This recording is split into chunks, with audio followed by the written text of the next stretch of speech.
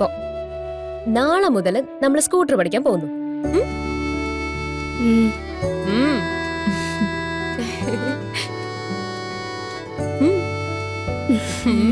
സൂക്ഷിച്ചൊക്കെ ഓടിക്കണം കേട്ടോ.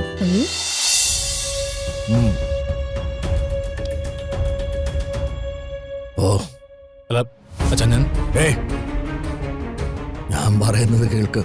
ചെല്ലേ.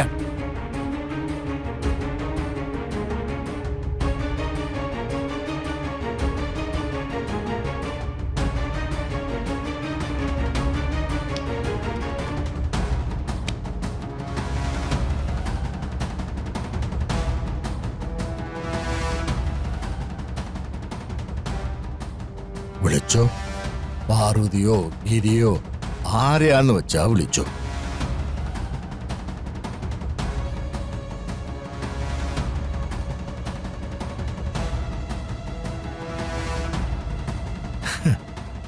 പേടിക്കണ്ട. അവരെ വിളിച്ചു കരുതി ഞാൻ നിന്നെ വഴക്കൊന്നും പറയില്ല, നാഗുലനും പറയില്ല. ഞാൻ അവനോട് പറഞ്ഞോളാം. ഇത് ശരിക്കും പറഞ്ഞതാണോ? നീ വിളിച്ചോ, ഞാനല്ലേ പറയുന്നേ. എനിക്കിത് വിശ്വസിക്കാൻ പറ്റുന്നില്ല. ഭാഗ്യേ, എന്റെ മനസ്സ് മാറി. ഞാനൊരു പുതിയ തീരുമാനം എടുത്തിട്ടുണ്ട്. നാട്ടുകാരോടും ഞാനത് പറയാൻ പോവുകയാ.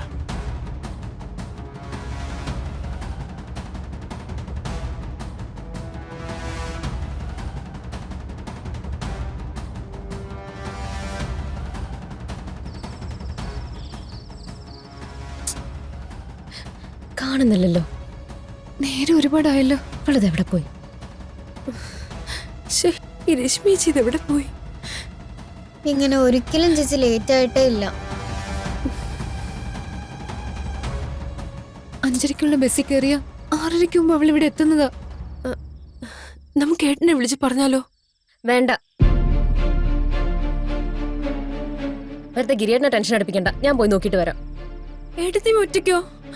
അതിനെന്താ കുഴപ്പം? ഞാൻ പോയി നോക്കിട്ട് വരാം. പാറു തനിച്ചു പോണ്ട, ഞാനും വരാം. അന്നവാ.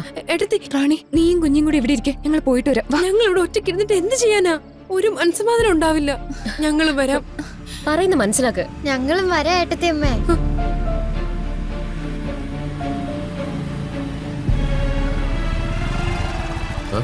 എന്താ എല്ലാരും കൂടെ പുറത്തിറങ്ങിയിരിക്കുന്നു? ക്ലാസ് കഴിഞ്ഞ് രശ്മി ഇതുവരെ തിരികെ വന്നില്ല ഏട്ടാ. അവളിത് എവിടെ പോയി? അറിയില്ല ഏട്ടാ. അയ്യോ, എന്റെ കുഞ്ഞിനെന്തെങ്കിലും ഞാൻ പോയി അന്വേഷിച്ചു വരാം. അവൾക്കൊരു ഫോൺ വാങ്ങിച്ചു കൊടുക്കേണ്ടത് അത്യാവശ്യമായിരുന്നു. ഗിരിയേട്ടൻ ഇങ്ങനെ ടെൻഷൻ അടിക്കണ്ട. ബസ് വല്ലതും മിസ്സായി കാണും. അവള് വന്നോളും. ഗിരിയേട്ടാ, ഞാനൂടി വരാം. നിങ്ങൾ അകത്ത് കയറി വാതിലടച്ചോ, ഞങ്ങൾ ഇപ്പൊ വരാം.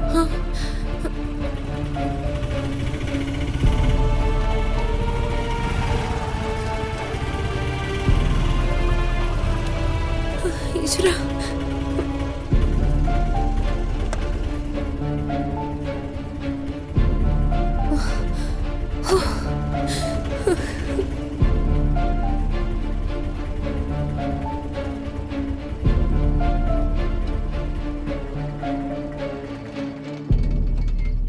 രശ്മിജി, ഇത്രയും നേരം നീ എവിടെയായിരുന്നു?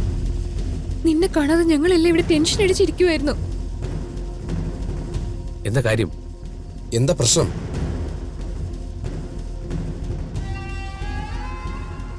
ഇന്ന് സ്പെഷ്യൽ കോച്ചിങ് ഉണ്ടായിരുന്നു.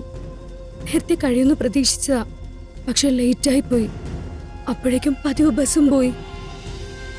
അറിയാലോ, അടുത്ത ബസ് 4 മണിക്കൂർ കഴിഞ്ഞിട്ടേ ഉള്ളൂ. എന്ത് ചെയ്യണമെന്ന് അറിയാതെ ആകെ വിഷമിച്ച് നിൽക്കായിരുന്നു. അപ്പോഴാ അമ്പിളിയേട്ടനെ കണ്ടേ. ഗിരിയേട്ടാ, ഞാൻ ടൗണിൽ ഒരു ഓട്ടം പോയതായിരുന്നു. അവിടെ വെച്ചാ രശ്മിയെ കണ്ടത്. ഇല്ലെങ്കിലേ രാത്രി 8 മണി വരെ രശ്മി അവിടെ നിൽക്കേണ്ടി വന്നേനെ. പേടിച്ചു പോയാ? ചെറുതായിട്ടു.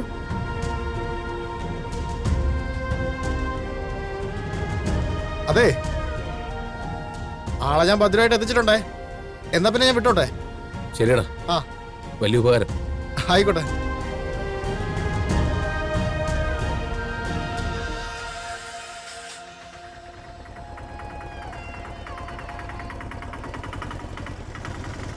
മോളെ ഉം. വിഷമിക്കണ്ട കേട്ടോ ഉം. മോളിനി വീട്ടിൽ ഇരുന്ന് ഇംഗ്ലീഷ് പഠിച്ചാൽ മതി. അപ്പം ഈ ആദ്യമൊന്നും ഇല്ലല്ലോ. സമാനമായിട്ട് നമുക്ക് വീട്ടിൽ തന്നെ ഇരിക്കാം. ഇവിടെ ഇരുന്ന് എങ്ങനെയായിട്ട് ഇംഗ്ലീഷ് പഠിക്കുന്നത്? അത് പാറു ഇവിടെ ഉണ്ടല്ലോ. പാറു മോളെ ഇംഗ്ലീഷ് പഠിപ്പിച്ചു തരും അല്ലേ പാറു? അത് ശരിയാവില്ല. ഏ? രശ്മിയെ ഇംഗ്ലീഷ് പഠിപ്പിക്കുന്നതിൽ എനിക്ക് പ്രയാസം ഉണ്ടായിട്ടല്ല. ഇംഗ്ലീഷ് ഞാൻ പഠിപ്പിക്കാം. എങ്കിലും പതിവ് പോലെ രശ്മി ഇംഗ്ലീഷ് കോച്ചിങ് ക്ലാസ്സിൽ പോയി തന്നെ പഠിക്കണം. അല്ല അവിടെ പോയിട്ട് വരുമ്പോ ഇനി ഇതുപോലെ ബസ് കിട്ടാതിരുന്ന ഒരു പ്രതിസന്ധി ഉണ്ടായ അതിന്റെ പേരിൽ പെൺകുട്ടികളെ വീട്ടിൽ തളച്ചിടുകയല്ല വേണ്ടത്. മറിച്ച് ആ പ്രതിസന്ധിയെ അതിജീവിക്കാനുള്ള മാർഗങ്ങളും സൗകര്യങ്ങളും ഒരുക്കി കൊടുക്കല്ലേ വേണ്ടത്. എന്തു മാർഗം? ബസ് കാത്തു നിന്നല്ലേ രശ്മി വരാൻ വൈകിയത്. ഉം. ഇനി അത് വേണ്ട. രശ്മിക്ക് ഒരു സ്കൂട്ടർ വാങ്ങിക്കൊടുക്കണം.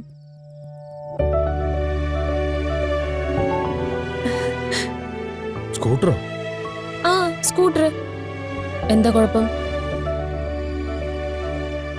സ്കൂട്ടറിലാവുമ്പോ രശ്മിക്ക് അവളുടെ സൗകര്യം പോലെ പോവാൻ വരെയൊക്കെ ചെയ്യാലോ.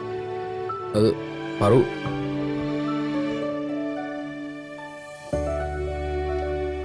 നീ ഇനി സ്കൂട്ടറിൽ പോയാൽ മതി. നിന്നെ ഞാൻ സ്കൂട്ടർ പഠിപ്പിക്കാം. ഉം.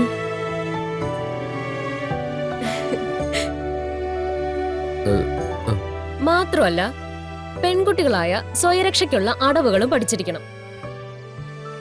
അല്ല ഗിരിയേട്ടൻ, ഗിരിയേട്ടനത് സമ്മതം തന്നെയാ അല്ലേ ഗിരിയേട്ട?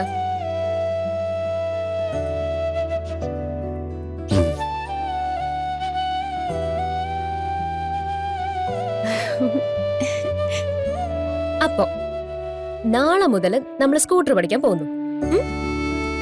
ഉം. ഉം.